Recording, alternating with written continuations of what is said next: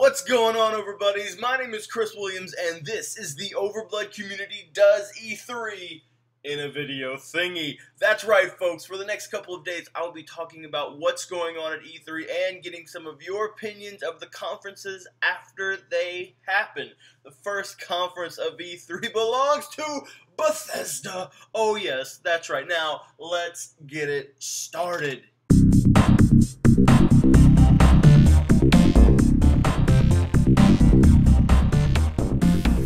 Now, if this is the first time you've ever watched one of these videos, normally they're a little bit more scripted, a little bit more organized, but since this is just, instant reactions to things that are happening at the conference, I've just got a list of notes, and I'm just going to kind of run down some things that interested me the most at Bethesda's conference that just ended about 15 minutes ago. So this is really cool. Can't wait. Let's go. The show opens, we get Doom. That's right, folks, Doom. Now, I've played Doom 1. That's it. That's my Doom knowledge, but the game, it starts off and they're in like a Terminator 2 style factory looking place. Game looks beautiful. It really looks great.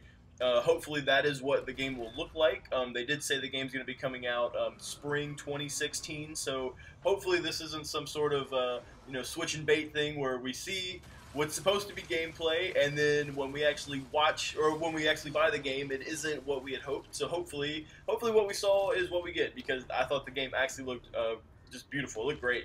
That particular level looked really cool. I know later on they showed more gameplay where they went to hell.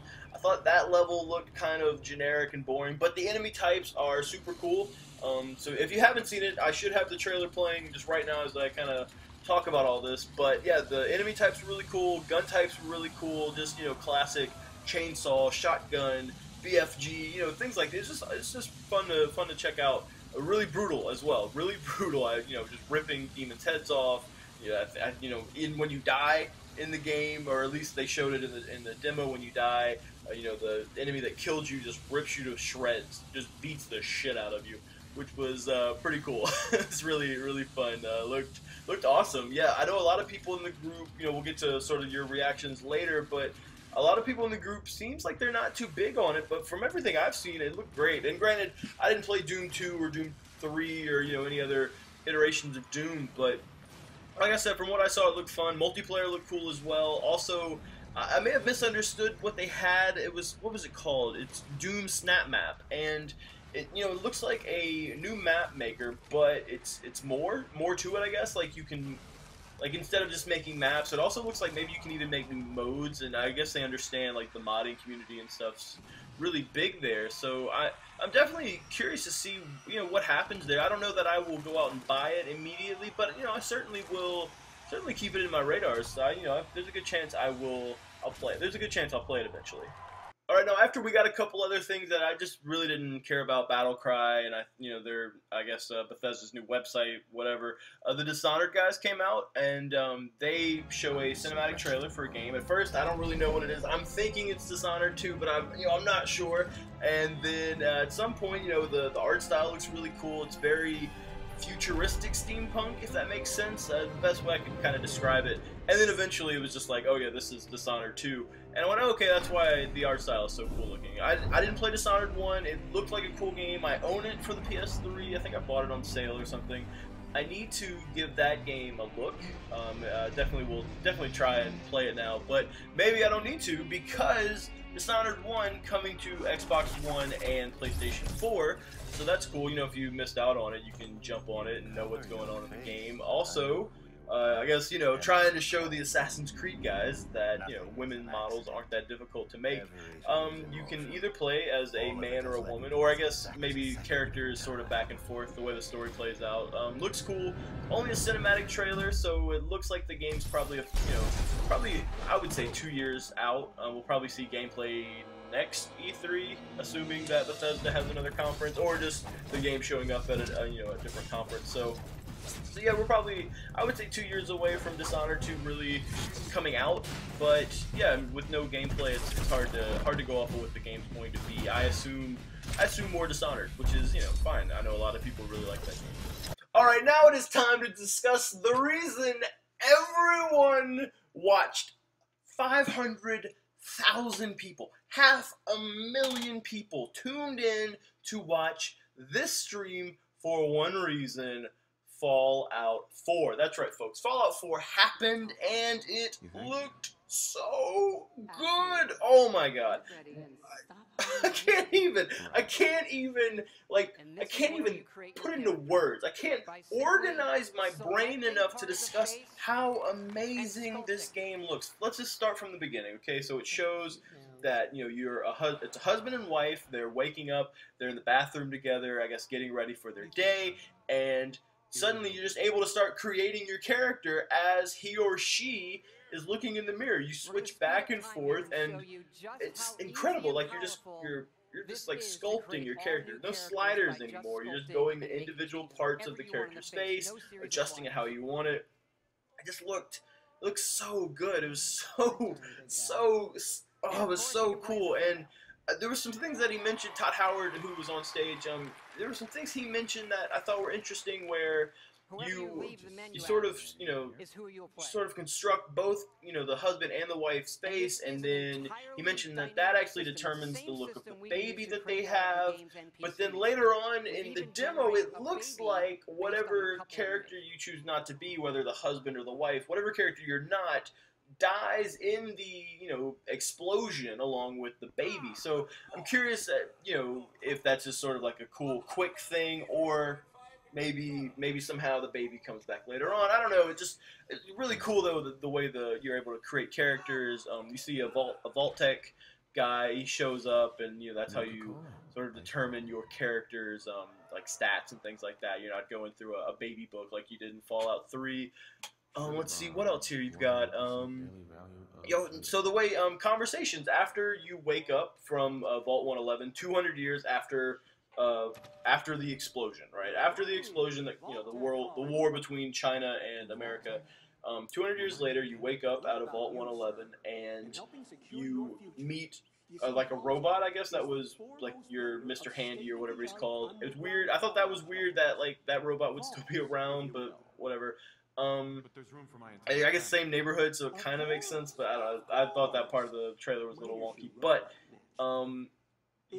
the conversation, the way Todd Howard makes it sound is that you're just talking. Like, you know, you walk up and you're just having a conversation, and at any point you can leave, right? It doesn't just zoom in to that character's face and then you're held there. Like Todd, you know, I think Mr. Howard was like Mr. Howard, like I'm auditioning for a job here.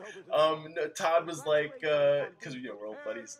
Todd, it was like he's talking about how, you know, if you wanted to, you could leave the conversation at any point, or if you wanted to, you could even just shoot them in the face, just call it a day. But you know, the conversation, the way those kind of go, I would compare it a little bit more to Mass Effect, but you know, still it seems more open, like you're just free to do whatever you want. The dog, of course, looks really cool. You know, you're able to actually just treat it like a dog. You know, throw balls, you know, give it commands, whatever, play fetch with it. I think one part in the trailer he goes, "Hey, bring me that," and the dog goes and gets like a tool or an item or something for him, which was definitely, you know, cool. I'm curious to see how the dog plays. Weirdly enough, I played a lot of Fallout 3. It's one of my favorite games. I never actually did the dog DLC in that game, so I don't have any sort of connection to how dogs like handle or how they play in those games. But you know, I mean, it would definitely be cool to have that sort of companion character. See, they confirmed that it's going to be in Boston, which I think a lot of people knew. VATS are back.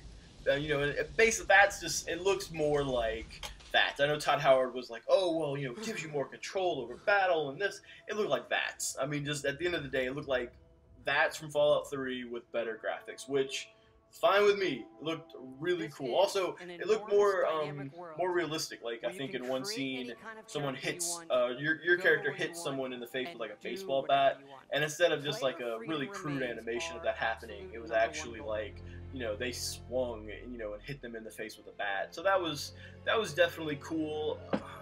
You know, hitting people in the face with baseball bats, always cool. Let's see. Then here was the coolest part, right? Now, this blew my mind when I watched it. I couldn't grasp at first what was happening. So he goes, okay, there's a crafting system. I go, that makes sense. Modern game, there should be a crafting system. And then it was like, oh, no. not only are you like crafting weapons and things like that, you find like, remember in Skyrim you'd have just a million spoons and you couldn't do anything with it? Well, in Fallout 4, you're able to take all those like, just random items, break them apart, turn them into actual, items now, and you can mod your weapons at 50 base weapons, over 700 ways to mod your weapons. Really, really cool. But not only do we have that, we also have, just listen to this. This is crazy. You can build your own settlement, and not just one settlement. You can have at least two. Because in the presentation, Todd Howard talks about being able to send like traders between the two different settlements. You're gonna have built houses. You have your own shops. You can build defenses to keep raiders from attacking your settlements. Like, you're rebuilding civilization in Fallout 4. Like, I'm really curious to see just how like expansive it is. I mean, it just looks really cool. It caught me by surprise. Everyone was saying all they wanted was more Fallout 3, and that's all I wanted, just more Fallout 3. And I kept thinking, well, what else could you add to Fallout 3 to make it more unique? And I was thinking more like quest-wise, like Witcher 3, these more dynamic quests that keep popping up, things like that. I never thought like this like weird Minecraft style thing that would be in the game is so fascinating to watch and try and like wrap my head around how that's going to work in the game and how it's going to play it. I'm excited. I'm really curious to get my hands on that. It just looks so good. It's so crazy how good this game looks. Let's see what else. Jetpacks confirmed. At some point, you just see a guy. He's just flying over destroyed Boston in the power suit, just flying with the power. Oh, it's so cool. Oh man, this is so good. Let's see. Also, I don't have an iPhone yet. Working on it. Still got my 1975 cell phone. But Todd Howard did show off a mobile game called Fallout Shelter, where you make your own vault and you're the overseer, which is a super cool idea. You control what's going on in the vault, and yeah, I mean it's just no internet connection either. It's free game. No internet connection required. There is stuff you can buy to get more, items and things like that. But yeah, it's very, you decide what buildings you're going to build. You send out people out in the wasteland to go find, I guess, resources, things like that. Just a super cool idea, and obviously everyone's like hungry for Fallout 4. And, this like a quick little bite. Just a quick, simple little bite. It's so cool. I mean, I think I've said so cool or amazing. I mean, I would need a thesaurus to just pull out as many words as I possibly can for how amazing Fallout 4 looks. Before I get to the community thoughts and opinions and everything, my squeaky chair that you guys don't hear because I edited out when I do these. Before I get to the community, I just want to say that overall, Bethesda's conference was just solid. Like, there were things I didn't care about, like Battlecry and, quite frankly, Elder Scrolls Online, I'm not really too crazy about either. But, overall, from top to bottom, I think they had a solid press conference, especially considering this is the first one they've ever done. And also the fact that everyone was there for just one game. They managed to, keep the crowd excited, keep me excited for the, the entire roughly hour that it went on. So for me, I thought it was great. I can't wait to see what else. Tomorrow we've got Microsoft and Sony and EA, Ubisoft, big day tomorrow. So yeah. Also, before we go to the community and sign off, don't forget that if you want to be a part of this, if you, instead of having one of your Facebook comments read, if you want to be like Brent and have a video at the end of this, just email me at chriscontinues@gmail.com. I'll be more than happy to throw this in at the end. All right, guys, you are awesome. Now let's get to the community portion. Here we go. Later.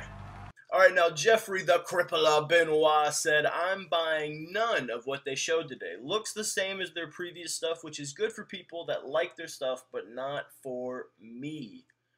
Damn. John Aldridge, the new Dishonored looks awesome. Agreed. Jacoby, oh wait, I'm sorry. Wait, what am I doing? Jacoby Brannigan said that Doom looks pretty fantastic. John Wells said this, guys, Fallout 4 is going to be every game. We've flown too close to the sun. It's the Tower of Babel all over again. We will be struck down. I wasn't the biggest Fallout fan, but holy hell, it's all in caps, so I've got to yell that out. Everything about that presentation was perfect. Christopher Michael Lambert, Fallout 4 OMG, I'm in love.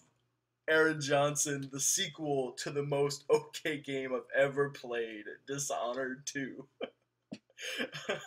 Reese Manick, oh geez, this Fallout mobile game is gonna eat my life.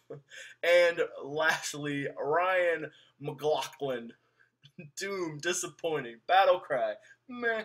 Dishonored 2, okay, I'm interested. And next to Fallout, he just wrote yes in all caps. So, if anything, Bethesda, I think everyone in the Overblood community is excited, except for the Crippler. Whatever.